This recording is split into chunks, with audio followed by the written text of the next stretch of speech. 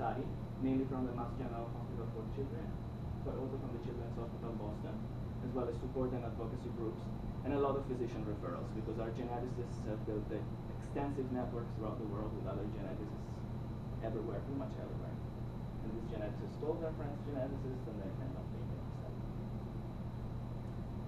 Up to now, we have about 400 individuals with CDH, 380 the last count, and about 750 of them unaffected family members also joined the study. We have more than 35 multiplex families, which means at least 2 affected.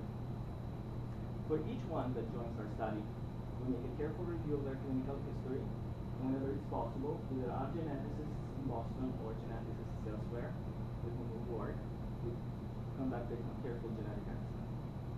For some of those patients, we're also able to establish cell lines.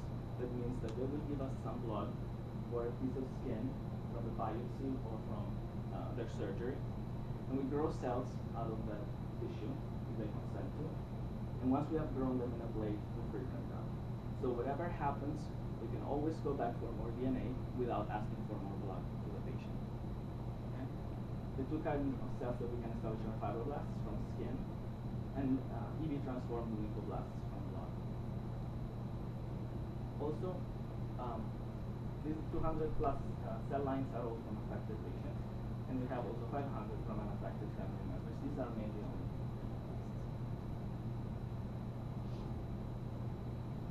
And basically, people that have joined our study come from all over the world, mainly from Northern America, but also a lot from Europe, and from the Middle East, and from Australia. Now, we work in a very big lab. There's many people, each one has their project, and these bubbles here, these color bubbles, show some of the stuff that we are doing. For instance, we look for copy number variants.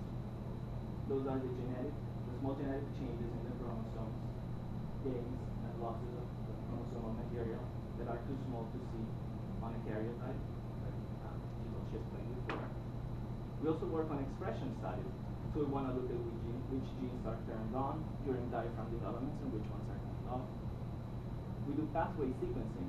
So we have a certain set of candidate genes, and we look letter by letter at those genes to see if there's a mistake when it was copied before the egg and the sperm met.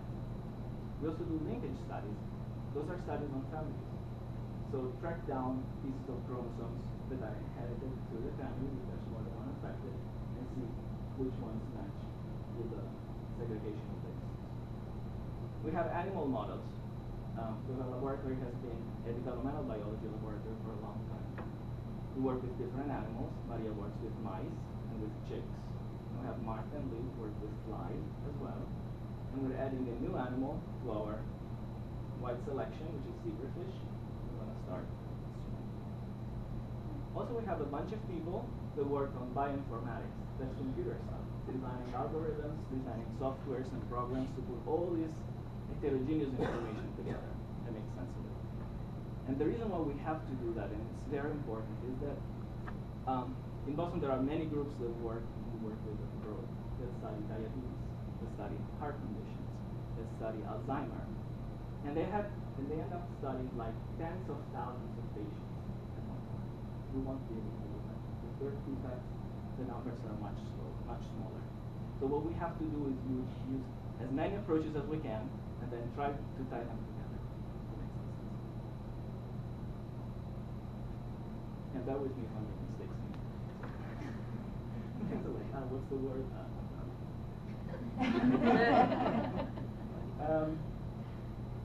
So this is the first part of our studies. There's going to be four parts. 3 parts for gene discovery and 1 part for putting them together.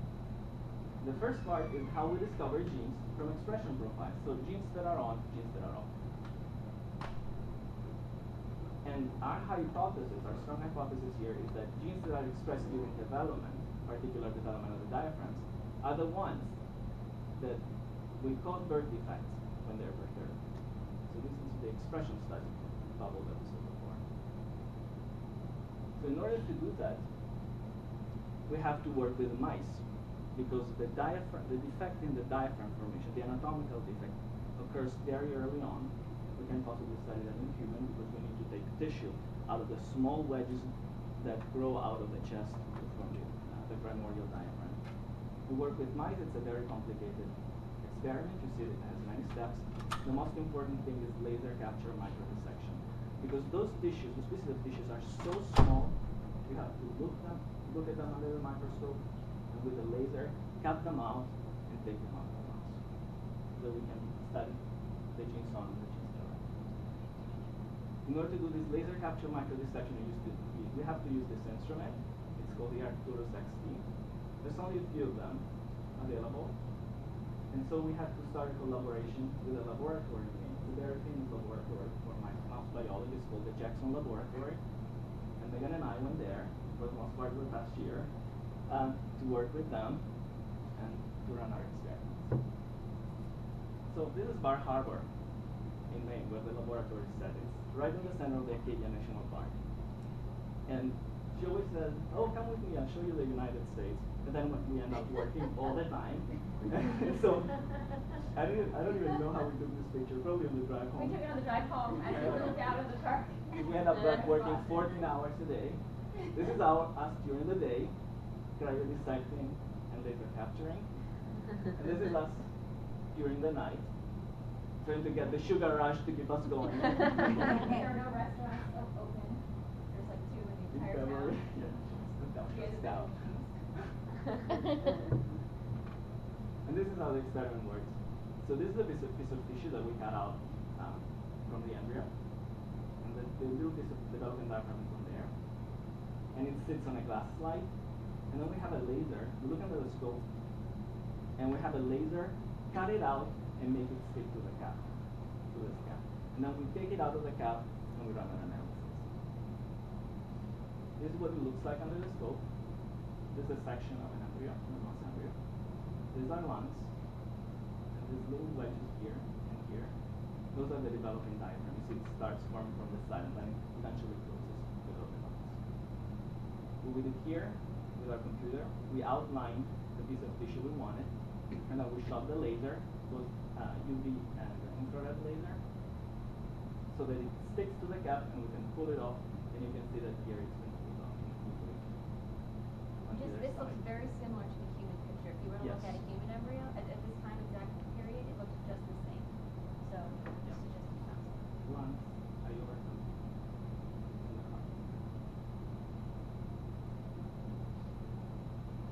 When we take the genetic material out of the cap, then we can run it on an expression array. These are expression arrays. There's a mouse one, there's a human one that look the same. We didn't use exactly this model, we used another one, but it looks exactly the same. And you can see that they're very small.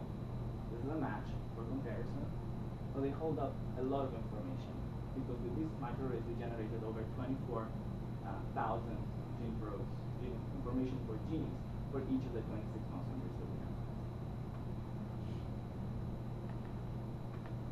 It's a lot of information, and we need to make sense of it.